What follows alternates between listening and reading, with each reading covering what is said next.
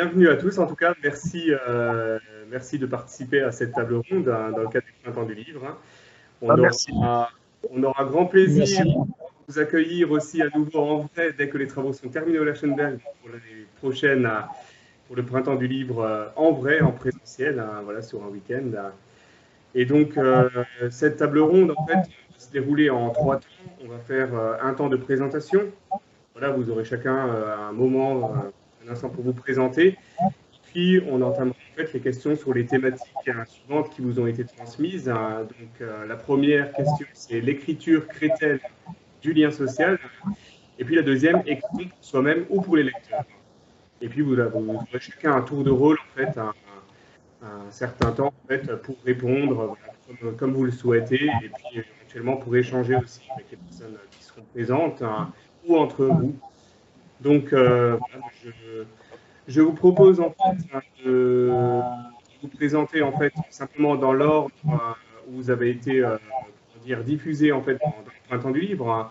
Donc on peut commencer par Jean-Marie Sturkel et Martine Moser. Ouais. Oui. Donc je suis Martine Moser et j'ai coécrit avec Jean-Marie Crime en plein jeu.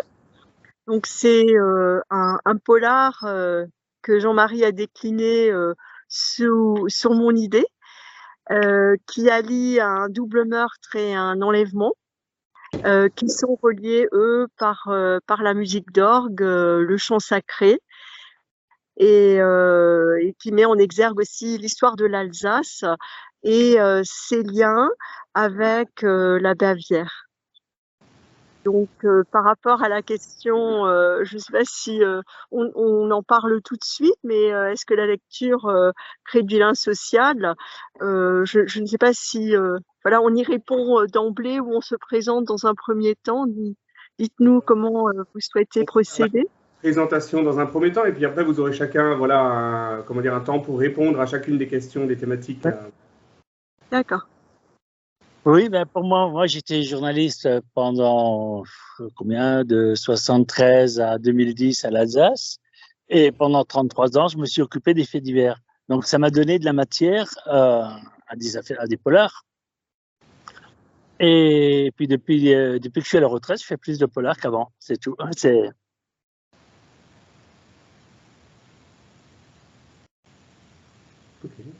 Vous m'entendez là? Ça passe ou... Oui, tout à fait, on vous entend très bien. D'accord, et ben, merci beaucoup Jean-Marie et Martine. On peut continuer les présentations avec Jean Lavie. Oui, bonsoir. Donc Jean Lavie, je suis à la retraite depuis 2 ans maintenant, et j'étais longtemps professeur d'histoire, géographie à Mulhouse, et puis aussi dans les îles, à la Réunion, en Polynésie, et je vis actuellement à La Réunion. J'ai écrit une trilogie, le chant des aquadèmes, dont les 2 premiers volets ont été publiés, et j'attends la publication du 3e. Alors pour faire court, hein, le premier volet traite d'un peuple qui vit à l'intérieur des ponts, qui s'appelle les aquadèmes, mais un peuple complètement ignoré des humains pendant très longtemps, jusqu'au jour où une de ces créatures se rend compte qu'elle est capable de prendre possession des corps d'humains décédés. Et donc, elle va prendre possession d'un corps d'une jeune femme, et elle va rencontrer comme ça un jeune moine au Moyen-Âge, puisque l'intrigue débute au Moyen-Âge. Elle va rencontrer un jeune moine constructeur de ponts, qui appartient à un ordre qu'on appelle l'ordre des pontifices. Et puis va se nouer entre deux une histoire d'amour, et qui va traverser des siècles. Et petit à petit, les humains vont en fait découvrir l'existence de ce peuple et partager pour le meilleur et pour le pire le destin des aquadèmes. En gros, je résume très vite, je ne veux pas non plus parler trop longtemps de mon livre. Le deuxième volet s'appelle les Orphéons, parce qu'entre-temps, les humains se sont aperçus qu'il existait donc un autre peuple conscient.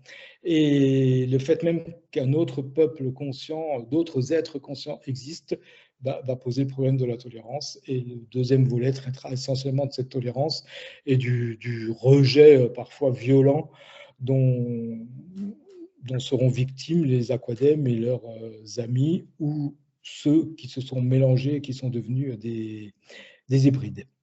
Le troisième volet, j'espère qu'il sortira le mois prochain ou le mois d'après, s'appellera les perles de conscience et va plutôt s'interroger sur l'origine des aquadèmes. D'où viennent-ils? Et au-delà, va poser des questions qu'on pose souvent ces derniers temps concernant la conscience. Qu'est-ce que la conscience? Et on va découvrir que les aquadèmes, finalement, sont des perles de conscience, d'où le titre. Voilà. Je vais m'arrêter là. D'accord, merci beaucoup Jean. Et donc on peut continuer avec Michel Hutt. Oui, donc Michel Hutt, auteur jeunesse et romancier. Donc en jeunesse, j'ai créé aux éditions A, une petite maison d'édition normande, une collection qui s'appelle Les Enquêtes écologiques de Jean Bernard et Miss Turtle. Donc voici deux titres, Association de bienfaiteurs et Faut pas mousser. Et il y a un troisième titre, mais que j'ai pas sous la main. Et le roman qui m'a fait connaître, c'est Le Cri du colibri, paru aux éditions Yves Michel. Et donc c'est un roman autour de la transition. Alors la transition, non pas d'un genre vers l'autre, puisque c'est dans ce cadre-là qu'on parle de plus en plus souvent de transition. C'est un roman en fait de société qui aborde la notion d'une crise majeure qui affecterait de nombreux domaines comme les finances, l'économie, la politique, la dimension sociale et la dimension sanitaire. Genre de choses qui heureusement n'arrivent jamais dans la vraie vie, comme chacun le sait. Et donc mes personnages, face à cette situation de crise majeure, développent tout un tas de stratégies pour continuer à vivre de manière satisfaisante ou agréable dans ce monde qui se désagrège. Et donc c'est devenu une trilogie.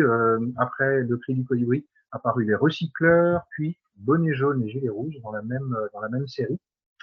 Et j'ai démarré maintenant, alors il y a eu d'autres romans chez Yves Michel, il y a eu Cas d'école aussi qui parle de communication non violente et de pédagogie. Le Jardin d'Amira qui aujourd'hui est malheureusement épuisé. Et j'ai rejoint il y a 3 ans, maintenant 2 ans et demi, l'équipe du Verger dont on a parlé ces derniers temps suite à la fusion avec voilà au sein du groupe Les Bras. Et là, j'ai pu faire reparaître un roman que j'avais écrit il y a fort longtemps, qui s'appelle Noces de cendre, qui est en fait une tragédie amoureuse dont le personnage principal est un marquaire des Hauts-de-Vosges, dont la vie est chamboulée par un séjour qu'il fait à Paris à l'occasion d'un salon agricole. Et là, il rencontre une jeune femme dont il tombe très amoureux et se pose à lui la question d'envoyer bouler tout ce qui a fait sa vie jusque-là et de suivre enfin ses propres aspirations plutôt que de répondre toujours aux injonctions familiales et aux pressions sociales.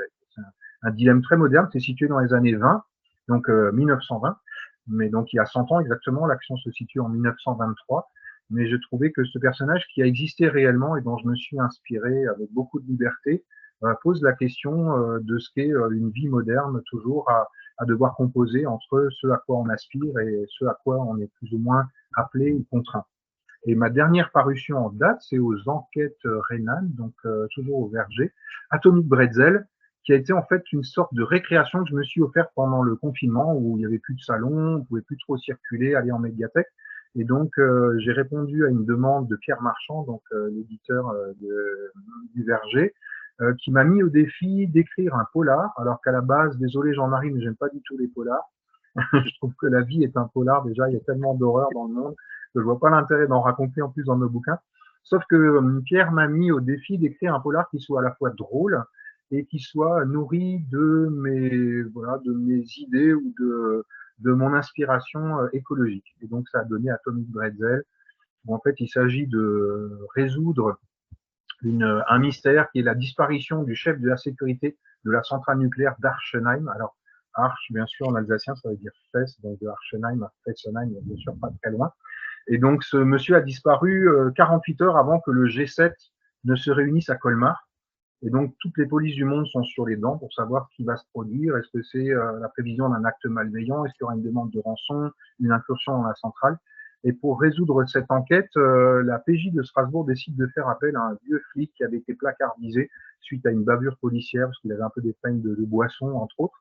Et ce vieux flic, en fait, a un atout énorme sur tous les autres, c'est qu'il connaît tous les frappadingues de la région, en fait. Il a traîné ses guêpes avec les anarchistes, les antinucléaires, les antispécistes, enfin tous les groupuscules un peu marginaux du secteur. Et donc, l'enquête se déroule dans ces milieux très alternatifs, voire un petit peu barrés. Voilà, c'est Atomic Bretzel. Et donc, pour l'automne, nous avons en préparation un autre polar où mon personnage principal, Jackie Schneckenbein, fera son grand retour normalement aux enquêtes rénales. Très bien. Merci beaucoup, Michel. Et du coup, je ne sais pas si vous voulez, si quelqu'un souhaite encore rajouter quelque chose avant qu'on parle voilà, des questionnements, des thématiques de la table ronde. Alors, du coup, on peut passer à la première question, à la première thématique. Est-ce que pour vous, l'écriture crée-t-elle du lien social? Comment est-ce que vous voyez les choses? Voilà, libre à vous en fait de répondre comme vous le sentez. Est-ce qu'on prévoit, est-ce qu'on réagit aux interventions des uns et des autres, ou est-ce qu'on intervient successivement? Qu'est-ce qui est préférable? Vous pouvez tout à fait réagir aux interventions des uns et des autres. En mode discussion? C'est vrai qu'on n'est pas très nombreux là, ça laisse pas mal de... discussion, justement, comme vous n'êtes pas très nombreux, c'est plus simple en fait de le faire en mode échange, discussion, voilà, tout à fait, oui. Oui, non, mais moi je pars déjà du principe que lire des bouquins, c'est déjà un lien social. Parce que et c'est un lien social qui est beaucoup plus vieux que la radio, la télé, tout ça. Et en fait, moi, dire les deux questions, est-ce qu'il y a aussi les deux questions sont liées finalement, parce que on écrit pour tout le monde, on écrit pour faire plaisir aux gens, pour faire voyager les gens dans des histoires, et pour leur faire apprendre des choses aussi. Ouais, je sais que par exemple, moi mes polars me servent surtout à dire aux gens, à côté de chez vous en Alsace, il y a des choses à voir, de leur raconter l'histoire de la région, de dire, allez voir, je prends un exemple, allez voir le retable d'Islam, allez voir le jugement de Jean à la collégiale de Breizel. Et c'est ça, en fait, aussi, d'écrire. Faire connaître sa région, faire connaître les richesses. Et souvent, les gens ne savent pas tout le patrimoine qui est à côté de chez eux. Donc, pour moi, l'importance, elle est là aussi. Ça permet de s'insérer dans un tissu local par la culture et la connaissance. Oui. C'est ce que tu voulais dire, Jean-Marie? Oui. Oui. En fait, c'est surtout élargir l'horizon des gens de notre façon. Parce que souvent, les gens, ils vivent chez eux, ils rencontrent les amis, mais en dehors de ça, il y a très peu de gens qui vont, je ne sais pas, qui vont découvrir ce qui reste de l'abbaye de Münster, par exemple. C'est de dire les choses comme un patrimoine qu'il faudrait développer en plus qu'il ne l'est. Ouais, ça, c'est la dimension culturelle, mais au niveau social, je pense que les livres jouent un grand rôle aussi, puisque nos lectures nous définissent et nous construisent. Moi, j'ai tendance à dire, dis-moi ce que tu lis, je te dirai qui tu es. On se dévoile les uns aux autres aussi à travers nos goûts, et le livre peut être même un support de lien social.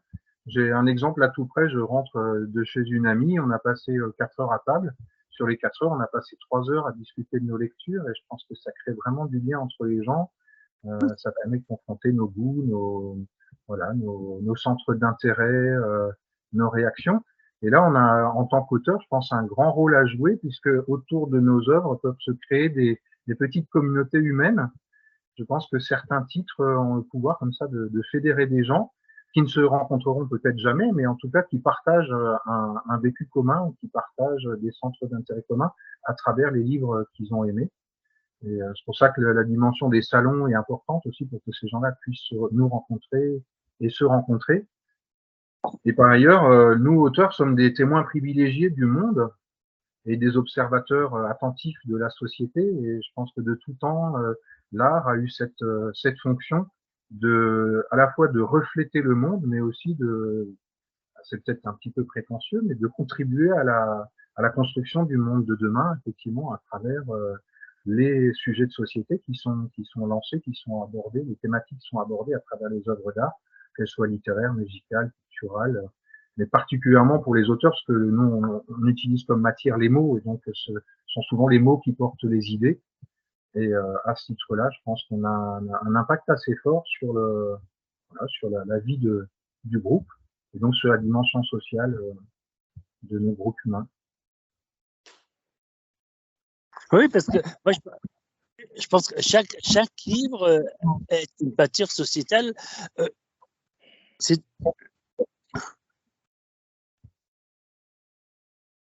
Oui. Je sais pas si ça répond. Non, mais j'entends. Non, t'entends peu, là, Jean-Marie, quand t'as perdu, là. Non, je me dis, ça y est, c'est perdu.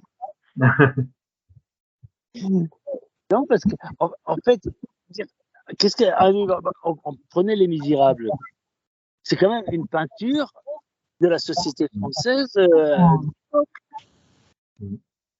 Même, pour moi, par exemple, un des premiers polars, pour moi, c'est les Trois Mousquetaires. C'est aussi une peinture sociale de Louis XIII, de l'époque de Louis XIII. Oui, une interaction permanente entre les artistes et la société. L'artiste et la société. On se nourrit de la société et on nourrit la société de notre créativité, de notre imaginaire. Donc, je crois que les deux sont indissociables, en fait, on fait partie. Ouais. Ouais. Et souvent, la fiction a une dimension plus forte. Ouais. Tu peux continuer. Ouais. J'aime bien dire que nous sommes des éponges, mais si je dis des éponges, on va penser que c'est parce qu'on abuse de certaines boissons, mais je pense que pour pouvoir écrire et pour trouver l'inspiration, on est effectivement nourri de tout ce qui se passe autour de nous, et c'est tout ça qu'on restitue aussi, je pense, dans nos livres. C'est peut-être un instantané, en tout cas une réflexion sur ce qu'est le monde de notre époque, si on se situe à notre époque, ou alors pour ceux qui font par exemple du polar historique, de ce qu'ont été certaines époques par le passé. Là, tu parlais du Trois Mousquetaires. Mais effectivement, la fiction, à mon avis, peut être très riche en informations et aura d'autant plus d'impact sur le lectorat, peut-être que étant justement de la fiction et étant basée sur l'imaginaire, et comme elle fait appel aussi au rêve, à l'évasion, peut-être qu'elle va permettre de passer plus d'informations que des ouvrages plus techniques et plus pointus auxquels peu de gens vont avoir l'occasion de s'intéresser. Donc, à ce titre-là, le roman a vraiment un rôle à jouer. En tout cas, c'est comme ça que moi j'utilise le roman. C'est comme une façon d'éveiller l'intérêt des gens et de leur apporter aussi de l'information. Oui, pour rebondir sur ce que tu dis, Michel, je crois vraiment que la fiction, l'imaginaire permettent de faire passer de nombreuses idées, de creuser même des problématiques parfois très, très profondes qu'on aborderait de manière beaucoup plus austère si on les abordait autrement. Après, pour revenir à la question d'origine, oui, c'est évident que pour moi, c'est évident que l'écriture, la lecture crée du lien social. Déjà, l'auteur, il le veuille ou non, que ce soit conscient ou pas, se dévoile, c'est évident. Que ce soit dans un roman historique, dans un roman fantastique, on fait automatiquement passer des choses qui viennent de nos profondeurs intimes. Et il y a bien sûr, comme tu l'as évoqué, le lien social des salons. Bon, je n'ai pas eu l'occasion d'en faire beaucoup, mais ceux que j'ai faits m'ont fait vraiment, énormément plaisir. Parce qu'il y a eu vraiment beaucoup d'échanges, beaucoup de discussions, et on s'aperçoit parfois que ce qu'on a écrit n'a pas du tout été pensé ou lu de la manière dont on aurait cru que ça soit exemple. Donc, il y a vraiment beaucoup de liens sociaux dans l'écriture et dans la lecture. Et un lien intime qu'on ne connaîtra jamais, c'est celui que la personne qui lit notre livre, les sentiments qu'elle éprouve en le lisant, et qu'on ne connaîtra pas, on ne la rencontre pas, évidemment. Voilà. Ah, parfois, certains le disent quand même, hein, sur les salons, c'est ce que Oui, j'aime bien. C'est le seul moment où on voit comment les livres sont reçus, parce que l'écriture est une activité éminemment solitaire et intérieure. D'ailleurs, tu disais, Jean, qu'on met tous de nous-mêmes et de l'intime dans les livres. Moi, j'ai rencontré des auteurs qui prétendaient le contraire, qui disaient non, non, moi, c'est uniquement, c'est entièrement cérébral, je suis complètement détaché de mes personnages. Et moi, j'ai du mal à y croire. Pour moi, on est partout. La meilleure preuve, mes enfants, par exemple, ne supportent pas de lire mes livres, ils ne les lisent jamais parce que ça les agace de me retrouver à chaque page du bouquin, que ça soit dans une dame âgée de 80 ans, dans un adolescent de 12 ans, ou voilà. Ils me disent, mais tu es partout dans tes livres. Hein. Donc, quand on connaît l'auteur, on se rend compte que forcément, il est partout. Les personnes qui ne me connaissent pas, bien sûr, n'en ont peut-être pas conscience à ce point-là. Mais je pense, ou alors c'est vraiment un travail de gymnastique intellectuelle et mentale, de mise à distance, mais j'ai du mal à croire qu'on puisse écrire un livre sans mettre de soi dedans. Et si on évite de mettre de soi, en fait, on est de fait présent. On met de soi, de fait. On évite tout ce qui nous ressemble. Forcément, c'est de toute façon notre essence, qu'on est qui va définir le bouquin, quoi. Donc, autant admettre qu'il y a une interaction permanente entre l'auteur, ses personnages et son sujet, quoi. C'est certain. C'est très prétentieux de dire qu'on arrive à se détacher au point de ne pas apparaître dans ces livres. Moi, j'y crois pas trop. Est-ce qu'on peut dire que l'écriture, enfin, que de lire un ouvrage est un peu une forme de rencontre, hein, presque avec l'auteur, pour le lecteur? Moi, je suis d'accord. Hein. Ah oui, moi aussi. Martine. C'est très très clair. Hein. Je souscris vraiment à tout ce que j'ai entendu. Au départ, il y a effectivement ce travail introspectif, hein, cet exercice solitaire de l'écriture, mais en sachant qu'il va y avoir un lecteur. Donc déjà, on est dans la conception même de ce qu'on écrit, on est dans la recherche du lien avec le lecteur. On anticipe en fait ce qu'on dit, ce qu'on veut dire au lecteur. Et la façon qu'il le reçoit dans les salons, ça nous apparaît clairement. Des gens nous disent de quelle manière ils l'ont reçu. Alors, ça peut être quelque chose qui nous surprend, ça peut être quelque chose qui, effectivement, est ce qu'on mais on est déjà dans une anticipation du dialogue avec le lecteur. Hein. Et je pense que à toutes les étapes, ce point, il est conscient. On intériorise dans la démarche d'écriture jusqu'à l'apparition du livre et jusqu'au premier en avoir. Oui, c'est intériorisé, je suis d'accord avec ce que tu dis. Pour ne pas me faire mal comprendre, je dis pas, quand je disais que l'auteur est partout dans son livre, ça ne veut pas dire qu'on raconte notre propre histoire. Heureusement, ça serait affligeant. Heureusement qu'on parle d'autre chose. Mais comme notre travail et les livres qu'on écrit sont le reflet de notre rapport au monde et de notre perception, en fait, forcément, il y a un angle, il y a un filtre, et c'est celui-là qu'on retrouve. Et bien sûr, il ne s'agit pas de raconter soi-même ce qu'on vit. D'ailleurs, il y a des fantasmes là-dessus. Il y a des gens qui me disent « Ah, mais tel personnage, mais c'est vous ». Et moi, je dis « Bah non, je n'ai jamais fait ça ». En revanche, la façon dont je le raconte, c'est vraiment le regard que moi, je pose sur cette question en tant qu'auteur.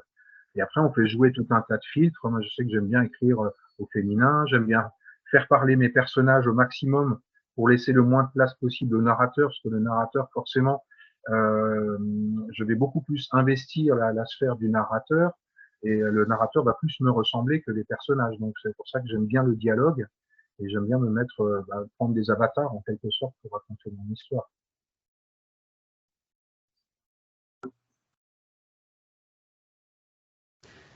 Ouais, justement, ça peut faire en fait la transition vers la deuxième question. En fait, hein, écrit-on pour soi-même ou pour les lecteurs? Hein, en fait, comment dire, on dit souvent oui, on écrit en fait qu'un écrivain écrit peut-être d'abord pour les lecteurs, mais est-ce que c'est pas aussi justement écrire pour soi-même, écrire peut-être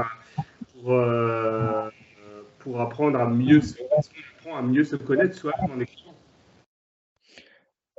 Si je veux prendre mon expérience personnelle, moi je dirais qu'au départ, j'ai pas du tout écrit pour les lecteurs.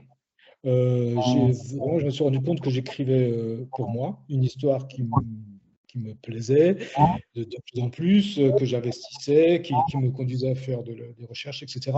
Et je vivais dans mon histoire, en quelque sorte. Hein. Ce n'est qu'après, vraiment après, au moment où je me suis dit, bah, tiens, je vais quand même essayer de faire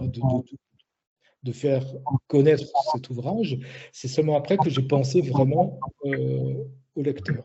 Mais pendant très longtemps, je dirais, j'ai le grand plaisir, l'essentiel de mes préoccupations, c'était vraiment, j'écrivais, j'avais l'impression d'écrire pour moi, essentiellement pour moi.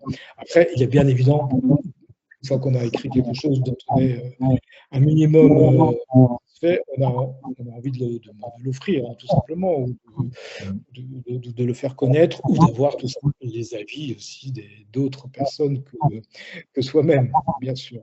Mais ce n'est pas l'origine. L'origine n'est pas d'écrire pour des lecteurs. Oui, moi, en fait, moi, c'est un peu différent. Pendant des années, j'ai suivi des faits divers à la classe, à Mulhouse, et généralement, je couvrais les procès à la cour d'assises à Colmar. Et le soir, on arrive au journal, il faut résumer en 1h30 d'écriture, en 3000 signes, ou pas plus, toute une journée d'audience, des émotions, avec des rapports psychologiques différents. Et le polar, moi, ça me permet de restituer ce que j'avais, ces relations psychologiques, les émotions, ce que j'avais vécu en tant que journaliste, de les raconter avec beaucoup plus de surface dans les romans. Et c'est aussi des peintures, c'est une autre façon de décrire la société à chaque fois. Alors souvent, moi, je me dis, les lecteurs, entre le lecteur journal qui lit le fait divers ou un procès d'assises le lendemain et un lecteur de romans policiers, il a beaucoup plus de temps, c'est tout. Là, moi, j'ai fait un document, c'est pas un polar, c'est un bouquin qui s'appelle 50 nuances de crime, où j'ai pris 50 grandes affaires criminelles en 50 ans en Alsace. Et là, on se rend compte, les réactions des lecteurs, c'est de dire on a lu ça au départ, le crime de l'analyste, l'affaire Sophia ou la Poste ou l'affaire Paul Fou. Et souvent, les gens découvrent une affaire dans le journal par un crime, par le crime qui s'est commis. Et après, on ne sait pas comment. Il y a l'instruction qui dure 1 an, 2 ans, et le procès 3 ans après. Et le documentaire, là, me permet de condenser tout. Et souvent, les gens, quand je rencontre dans les salons, me disent, mais effectivement, maintenant, on se rappelle de l'histoire complète. C'est un manque une connaissance complète des affaires les gens ont connu partiellement. Moi, je me pose souvent cette question, hein, pour qui écrit-on, parce que alors tout au départ, quand j'ai commencé à écrire, c'était clairement pas du tout dans l'idée d'être publié. En revanche, mon tout premier livre, je l'ai écrit pour quelqu'un. Voilà, c'est une espèce de feuilleton que j'ai écrit pour ma chérie.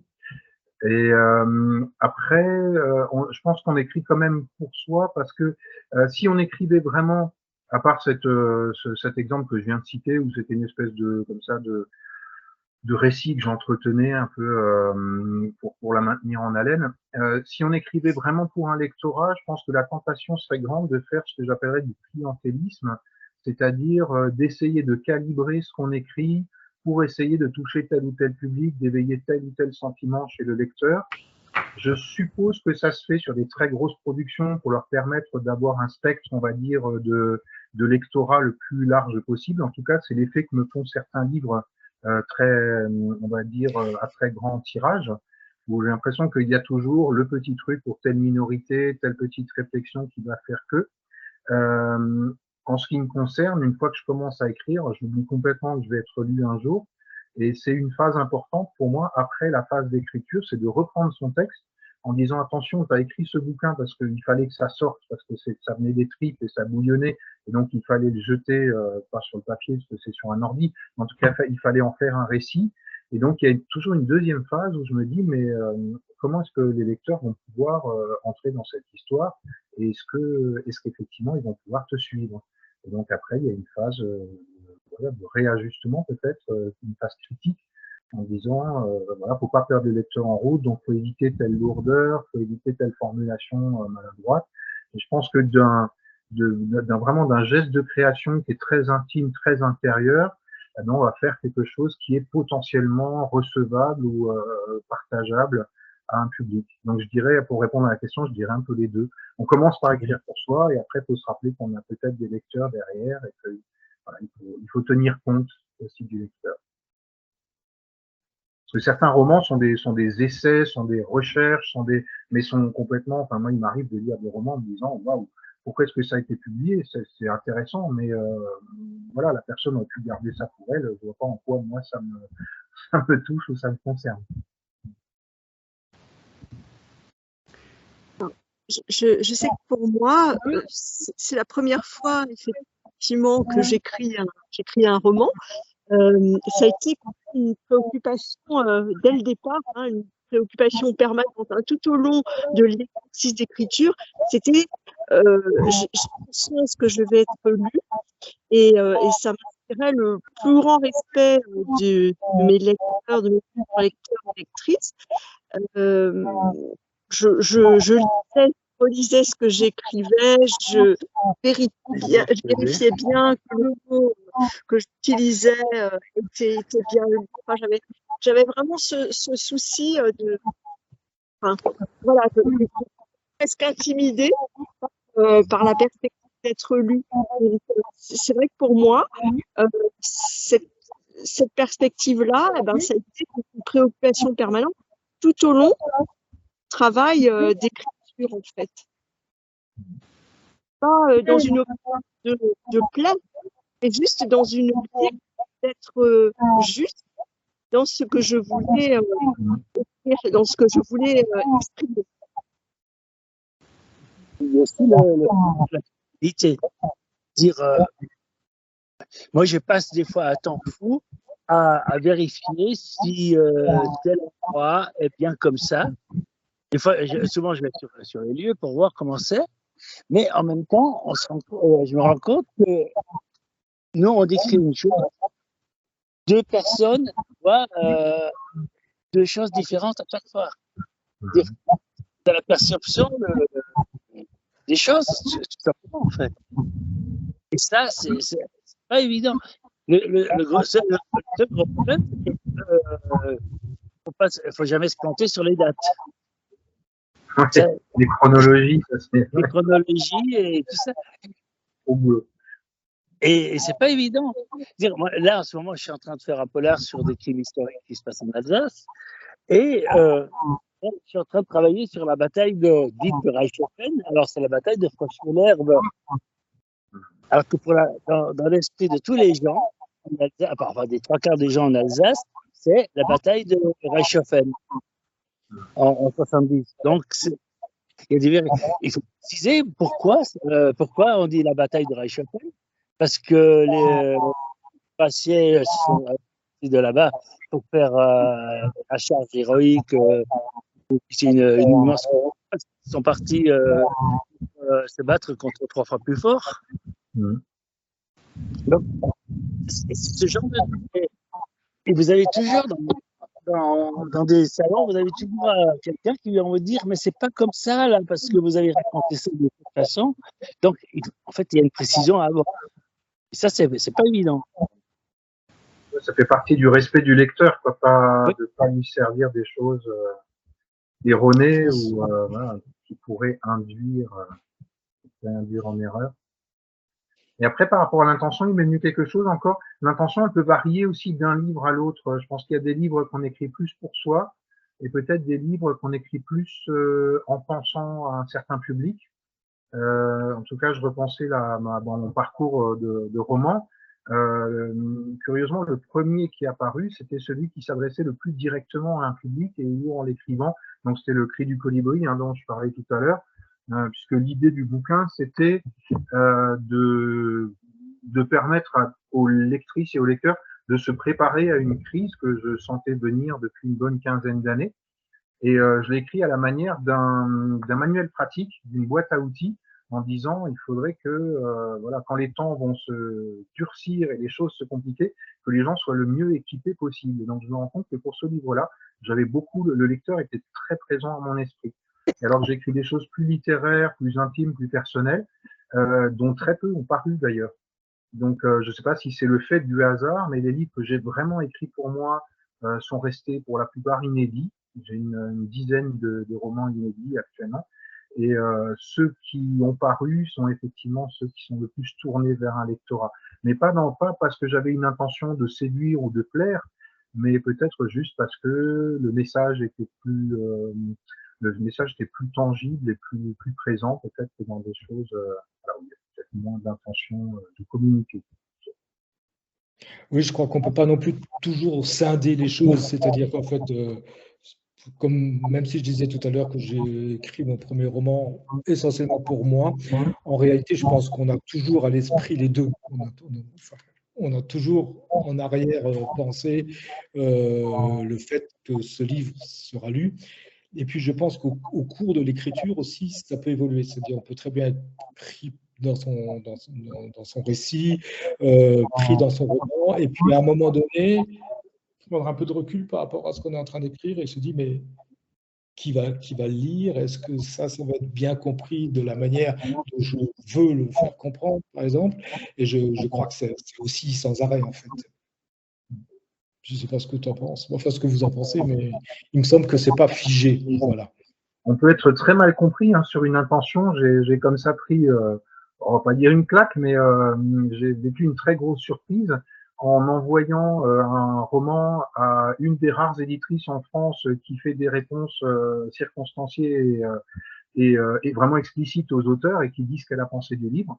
Et son retour m'a fait comprendre qu'en fait, elle avait mal reçu le bouquin. Et moi, j'étais vraiment dans le deuxième degré, l'humour, la légèreté. Et elle a dit que c'était pesant, que c'était prétentieux, que c'était donneur de leçons. Et donc, ça montre que suivant l'état d'esprit dans lequel on est, ou si suivant la connaissance qu'on a de l'auteur, elle m'a vraiment pris au premier degré. Alors pour moi, c'est troisième degré, c'était à la limite de la blague. Et donc, ça peut arriver, là, c'est une éditrice qui m'a fait ce retour, mais ça peut aussi arriver forcément avec des lecteurs qui doivent se dire, des moments où nous, on était vraiment dans la légèreté, dans la rigolade, qui disent, mais pourquoi il se prend celui-là? Donc ça, c'est un risque. C'est un risque. Et c'est pour ça que la confrontation avec le lecteur est intéressante aussi. Oui. Ce qui m'est arrivé une autre fois de rencontrer des gens qui m'ont dit, oh, voilà, celui-là, il m'a barbé. Et donc, c'est vraiment, j'aime bien leur faire expliquer après pourquoi, qu'est-ce qui leur a donné cette impression. C'est intéressant de rencontrer les gens. C'est rare, cela dit. En général, voilà, j'ai plutôt des retours très, très, très enthousiastes et positifs, mais de temps en temps, il y a des gens, effectivement, voilà, qui sont pas rentrés dans un bouquin, ça arrive, ou dans certains, parce que souvent, je sais pas comment ça se passe pour les autres auteurs, mais souvent mes lecteurs ont lu la plupart de mes livres, voire tous, et parfois ils me disent, un tel ne m'a pas plu dans la série. Et alors que moi, je les trouve pas moins réussis, mais bon, c'est peut-être aussi, ils l'ont lu à un moment où ils étaient moins réceptifs, ou parce qu'on rentre dans la vie des gens finalement à des moments très, voilà, très très variés. Parfois les gens sont fatigués, parfois ils sont dans des circonstances un peu difficiles.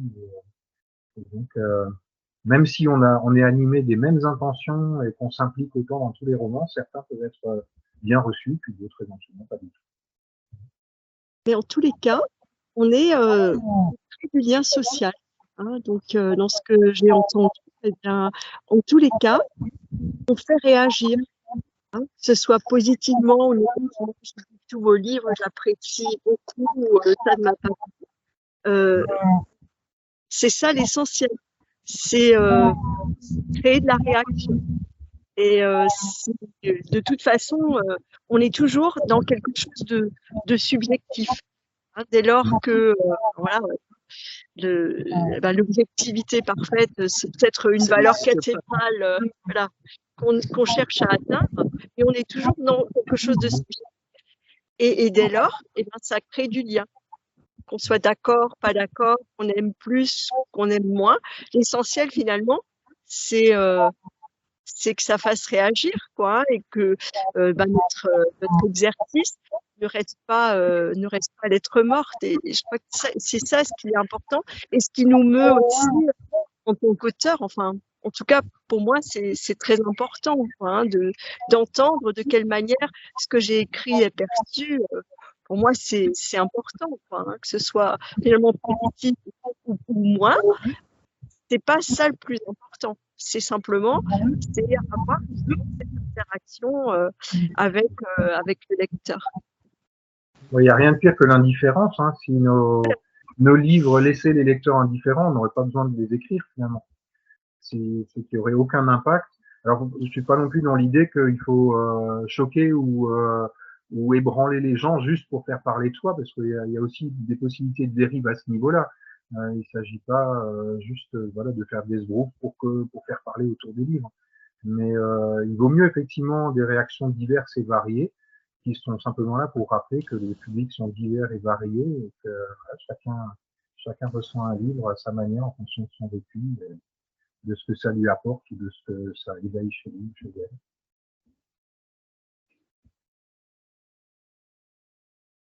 C'est-à-dire que c'est presque une forme de dialogue, en fait, hein, finalement, l'écriture avec soi-même et avec les lecteurs.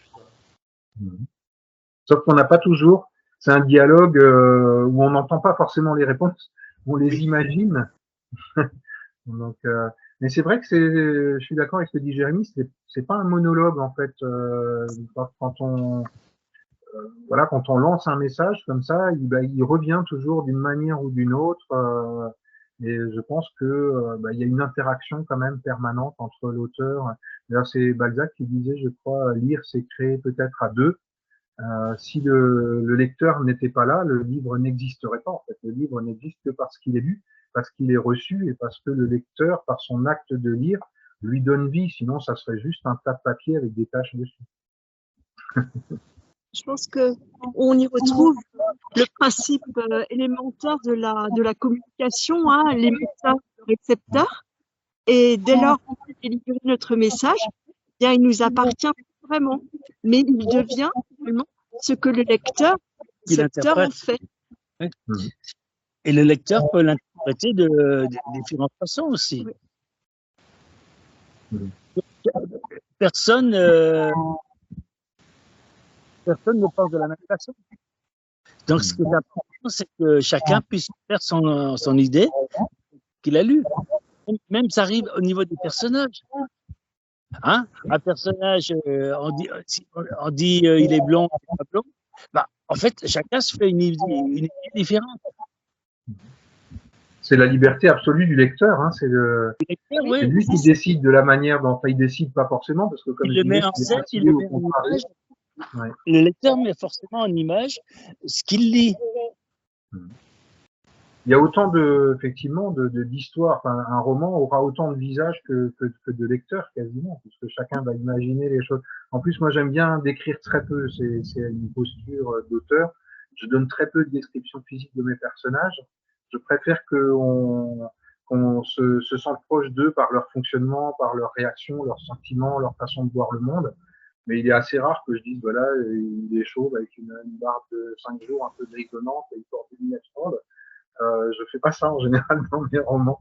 Je préfère que les gens soient familiers du personnage plutôt qu'ils aient une image du personnage.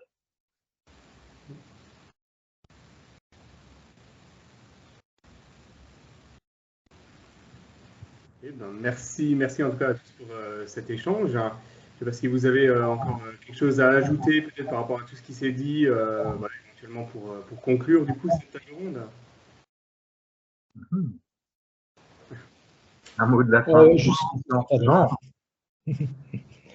Juste comme Michel a montré un peu son livre, je voudrais juste présenter celui-ci. Donc, le chant des aquadèmes, le numéro, je ne sais pas si vous voyez, parce que moi, sur mon écran, je ne vois pas grand-chose.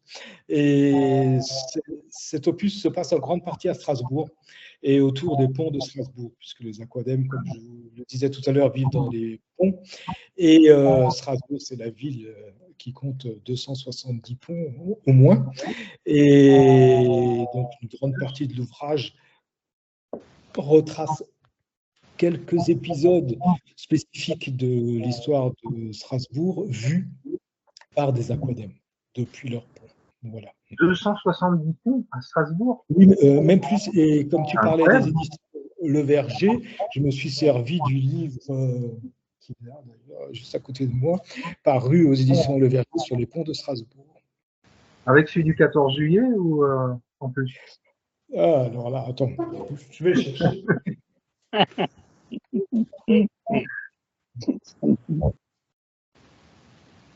Voilà. Strasbourg et ses ponts, voilà.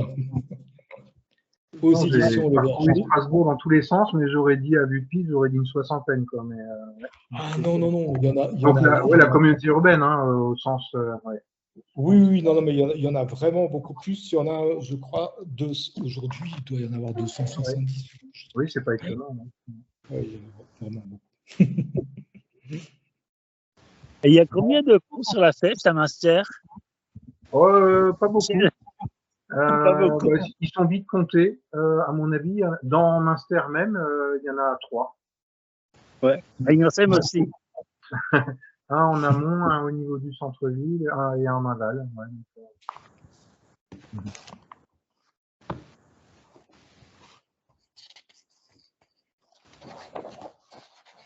un petit mot de la fin encore pour dire peut-être de manière, on a été amené à parler de notre métier, pour dire qu'on fait quand même un métier extraordinaire. Enfin, en tout cas, moi, j'aime beaucoup mon métier, sinon je ne le ferais pas. En fait, ce qui est fascinant dans notre démarche, c'est déjà effectivement de pouvoir entrer en contact très proche avec les gens, puisqu'ils nous consacrent quand même, quand ils lisent un de nos livres, ils nous consacrent 4, 5, 6 heures de leur vie. On les accompagne parfois dans leur salon, sur leur trajet pour aller au boulot, dans leur lit parfois, dans leur cuisine. Donc on arrive finalement à rentrer au plus près de la vie des gens. Ça, c'est déjà un côté que je trouve assez extraordinaire. Et surtout, par l'acte d'écriture, en fait, on peut créer des mondes, on peut créer des vies. C'est assez grisant d'ailleurs, parce que comme l'imaginaire est sans limite, forcément, ce que nous pouvons créer est sans limite. Et donc, il y a un petit côté comme ça, vertigineux, de se dire, tout est possible par la lecture, plus que par d'autres modes de création. Si je dis, par exemple, il prit la terre, la dégonfla, la plia et la rangea dans sa poche, ça prend une phrase, mais c'est quelque chose qui est, voilà, même s'il fallait le représenter ou même en faire une scène de cinéma, ça serait compliqué, mais il y a aucune limite à l'écriture, tout est possible. C'est le pouvoir des mots et ça, c'est vrai, c'est facile. Elle sortit sa baguette magique et régla en 5 secondes tous les problèmes du monde. Voilà, c'est dit, c'est posé. Je ne sais pas comment elle va le faire, mais par l'imaginaire, en tout cas, tout est possible. Oui. C'est magnifique. Et on peut faire voyager les gens de l'autre côté, en Orient, en Amérique du Sud, comme on peut les faire voyager à côté de chez soi.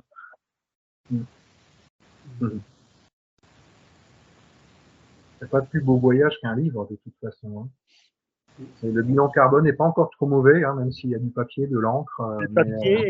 C'est vrai que partir comme ça des heures et des heures en voyage, explorer le monde et explorer la société, éventuellement sans quitter son salon, son fauteuil ou son lit, c'est assez extraordinaire. Et moi, j'ai voyagé comme ça depuis l'enfance, toute ma vie. Moi, je suis tombé dans les livres quand j'étais tout petit. C'était une époque fort lointaine, hein, que les moins de, je sais pas combien, de 50 ans ne peuvent pas connaître, mais où la lecture était une des seules activités possibles en dehors des activités de plein air. Donc, en gros, tant que le temps le permettait, j'étais sur mon vélo et je faisais des tours de quartier. Et tout le reste du temps, j'étais dans les bouquins. Donc, ça m'a permis de voyager énormément sans aller très loin de chez moi. Et c'est ça l'invitation d'un livre, c'est une invitation au voyage. Je pense, un intérieure et dans la société et dans le monde proche ou lointain. C'est un peu la magie de l'écriture. Et dans des mondes peut-être qu'on ne connaît pas ou qu'on est seulement en train de découvrir. Je pense aux aquadèmes qui sont des créatures imaginaires. Moi, je suis au départ dans l'anticipation avec le cri du colibri, ça devait être un récit d'anticipation. Mais il se trouve que cette crise, on est vraiment en train de commencer à entrer dedans de manière réelle. Mais ça permet aussi par l'imaginaire de se projeter dans des situations et d'imaginer comment on réagirait dans un cas comme ça et quelles solutions on pourrait trouver. Donc pour moi, l'écriture, c'est aussi une invitation à penser le monde actuel et aussi le monde de demain.